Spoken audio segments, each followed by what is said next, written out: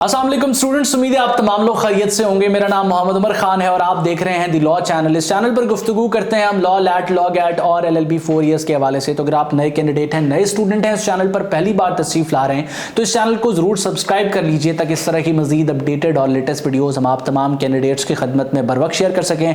आज के इस लेक्चर में हम इस्लामिक स्टडीज़ को डिस्कस करने वाले हैं जिसमें से 10 MCQs आपसे पूछे जाते हैं। और फ्रेंकली स्पीकिंग, अगर आप जो है इस्लामियात को एक बार अच्छे तरीके से रिवाइज भी कर लें तो 10 में से 10 आप स्कोर कर सकते हैं बासानी। अब ये आप कैसे कर सकते हैं? ये बेहतरीन रिसोर्सेज से प्रिपरेशन के बाद किया जा सकता है और इसके लिए हम आपके लिए जो है एक कंप्लीट और डेडिकेटेड वीडियो सीरीज अपलोड कर रहे हैं जिसका लिंक आपको डिस्क्रिप्शन में मिलेगा। लेक्चर को स्टार्ट करते हुए MCQs की तरफ बढ़ते हुए मैं आप तमाम स्टूडेंट्स को ये बता दूं कि अगर आप लॉ एडमिशन टेस्ट को प्रिपेयर कर रहे हैं तो आपने दी लॉ चैनल को व्हाट्सएप पे जरूर फॉलो कर लेना है ताकि प्रिपरेटरी मटेरियल आपके साथ शेयर किया जाए और अपडेट्स भी आपको प्रोवाइड की जाए। इस कम्युनिटी का लिंक आपको डिस्क्रिप्शन में मिल जाएगा। इसको ज्वाइन करना, फॉलो करना बिल्कुल फ्री ऑफ कॉस्ट है। अगर लिंक काम ना करे तो इस नंबर पर आपने एक व्हाट्सएप पे मैसेज कर देना, हमारी स्टूडेंट कम्युनिटी में आपको टीम ऐड कर देगी। तो बगैर वक्त जाए कि हम अपने लेक्चर को स्टार्ट करते हैं। How many Madani surah of the holy Quran are there? तो कुरान पाक के अंदर मदनी सूरा कितनी है? ऑप्शंस को रीड आउट करने के बाद करेक्ट आंसर अपने पास आपने मार्क करना है और करेक्ट आंसर के तौर पे आपने अगर ऑप्शन बी 28 को मार्क किया है तो आपका जवाब बिल्कुल दुरुस्त है। ये एक इंपॉर्टेंट MCQs है जिसको प्रीवियस लेक्चर्स में भी हमने डिस्कस किया और लॉ एडमिशन टेस्ट के लिए भी ये इंपॉर्टेंट MCQs है। व्हाट इज मीन्ड बाय तवाफ? तो तवाफ से क्या मुराद है? ये एक जनरल कैटेगरी का क्वेश्चन है जो आपकी जनरल अंडरस्टैंडिंग को जो है वो डिस्कस कर रहा है। तो two circle around Kaaba is called तवाफ। ऑप्शन ए इसका दुरुस्त जवाब है। अच्छा, मेरे आंसर को मार्क करने से पहले आपने आंसर मार्क कर लेना है ताकि at the end of the test आप देख सकें कि आपका कितना स्कोर है। उसके बाद नेक्स्ट क्वेश्चन आप अपनी स्क्रीन पर देख सकते हैं कि व्हाट इज द निसाब ऑफ ज़कात फॉर गोट्स।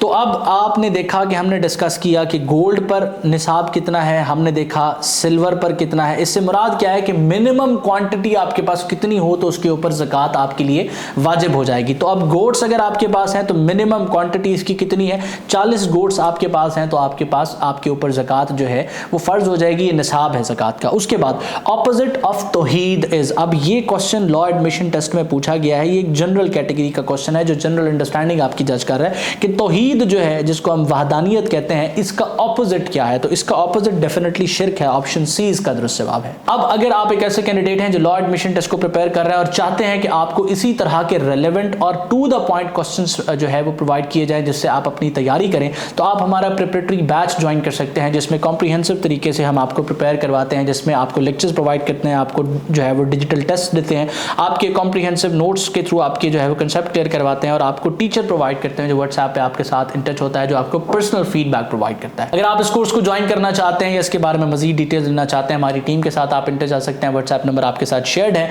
नेक्स्ट क्वेश्चन आप देख सकते हैं कि इब्राहिम अलैहिस्सलाम was dash years old when Ismail अलैहिस्सलाम वाज बोर्न। तो सवाल यहां पर यह किया जा रहा है कि हजरत इब्राहिम अलैहिस्सलाम की उम्र कितनी थी जब हजरत इस्माइल अलैहिस्सलाम की पैदाइश होती है? तो आपको इसका रेफरेंस जो है वो जवाब ये मिलेगा कि उनकी उम्र 86 साल थी। ऑप्शन सी इसका दुरुस्त जवाब है। उसके बाद नेक्स्ट क्वेश्चन आप अपनी स्क्रीन पर देख सकते हैं। ये कुरान पाक के टॉपिक से रिलेट करता है कि surah dash is known as the beauty of Quran.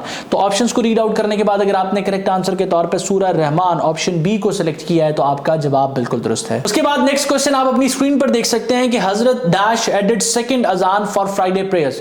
तो जुमा की नमाज में जो दूसरी अजान होती है वो किसने ऐड की? ऑप्शंस को रीड आउट करने के बाद अगर आपने करेक्ट आंसर के तौर पे हजरत उस्मान रजी अल्लाह को मार्क किया है तो आपका जवाब बिल्कुल दुरुस्त है। उसके बाद नेक्स्ट क्वेश्चन आप अपनी स्क्रीन पर देख सकते हैं कि ओनली सहाबी without seeing prophet peace be upon him, हुजूर अकरम सल्लल्लाहु अलैहि वसल्लम जो है उनको देखे बगैर कौन से सहाबी को जो है वो हम सहाबा की लिस्ट में शुमार करते हैं? ऑप्शंस को रीड आउट करने के बाद अगर आपने करेक्ट आंसर के तौर पे ऑप्शन सी हजरत अवैस करनी रजी अल्लाह को मार्क किया है तो आपका जवाब जो है वो बिल्कुल दुरुस्त है। उसके बाद नेक्स्ट क्वेश्चन आप अपनी स्क्रीन पर देख सकते हैं Baitul Mamur is on dash haven.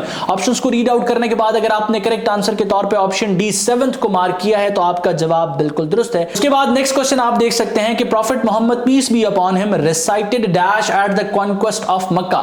तो फतह मक्का के वक्त कौन सी सूरत की तिलावत आप सल्लल्लाहु अलैहि वसल्लम की तरफ से की गई थी? ऑप्शंस को रीड आउट करने के बाद करेक्ट आंसर आपने अपने पास मार्क करना है। अगर करेक्ट आंसर के तौर पे आपने ऑप्शन ए सूरा अल फातिहा को मार्क किया है तो आपका जवाब बिल्कुल दुरुस्त है। नेक्स्ट क्वेश्चन आप अपनी स्क्रीन पर देख सकते हैं द फर्स्ट मस्जिद that was built by the prophet Mohammad peace be upon him, हुजूर अकरम सल्लल्लाहु अलैहि अलैहि वसल्लम की तरफ से जो पहली मस्जिद तामीर की गई थी वो कौन सी थी? ऑप्शंस को रीड आउट करने के बाद अगर आपने करेक्ट आंसर के तौर पे मस्जिद कुबा ऑप्शन बी को सिलेक्ट किया है तो आपका जवाब बिल्कुल दुरुस्त है। इन विच हिजरी गज़वाए उहद वाज फॉट।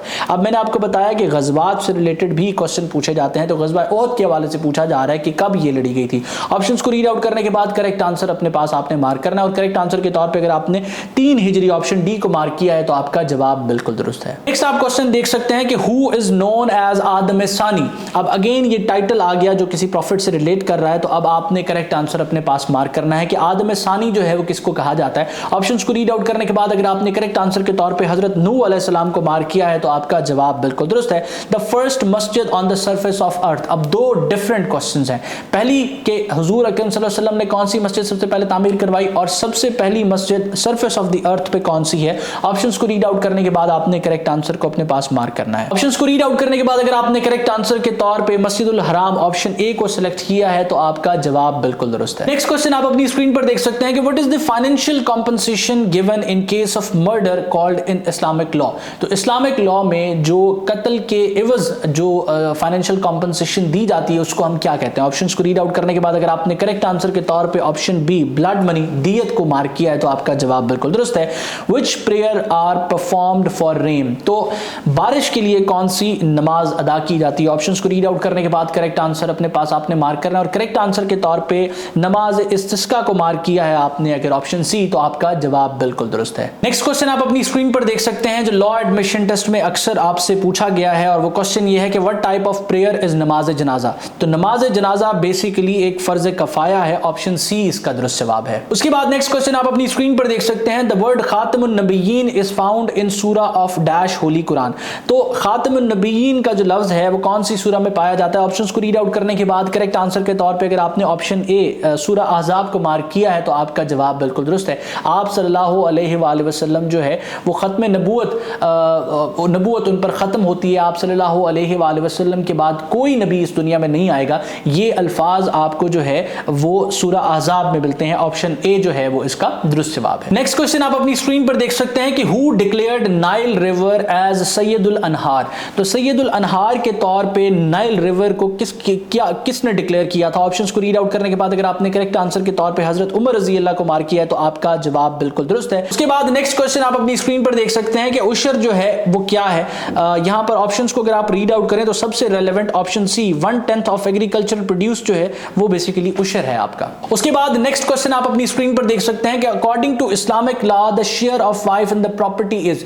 तो जो बीवी है उसका विरासत में कितना हिस्सा है 1/8। ऑप्शन बी जो है वो इसका दुरुस्त जवाब है। अच्छा अब ये 1/4 हो जाता है 1/4 हो जाता है जब आपकी औलाद ना हो। फॉर एग्जाम्पल जो मुतवफ़ी है उसकी आल औलाद नहीं है तो फिर बीवी का कितना हिस्सा होगा 1/4, यानी कि उसकी पूरी प्रॉपर्टी में से उसके 4 हिस्से किए जाएंगे और एक हिस्सा जो है वो बीवी को दे दिया जाएगा। रिमेनिंग 3 हिस्से जो है वो फिर उसके जो डिफरेंट रिलेटिव्स होंगे जो उसकी औलाद के अलावा होंगे, जो उसके भाई होंगे, बहनें होंगी, वालिदैन होंगे, वो उनके पास जाएंगे। नेक्स्ट क्वेश्चन आप देख सकते हैं कि what was the old name of Medina. तो मदीना का जो पुराना नाम क्या है। तो मदीना का पुराना नाम यतरब या यसरब है। ऑप्शन डी जो है वो इसका दुरुस्त जवाब है। उसके बाद नेक्स्ट क्वेश्चन आप देख सकते हैं the day when pilgrimage slaughter their animal and offer sacrifice is. तो इस दिन को क्या कहा जाता है जब जानवरों को बेसिकली कुर्बान किया जाता है। जब हाजी जानवरों को कुर्बान करते हैं तो उस दिन को हम क्या कहते हैं। तो यौम नहर कहते हैं। ऑप्शन ए जो है इसका दुरुस्त जवाब है।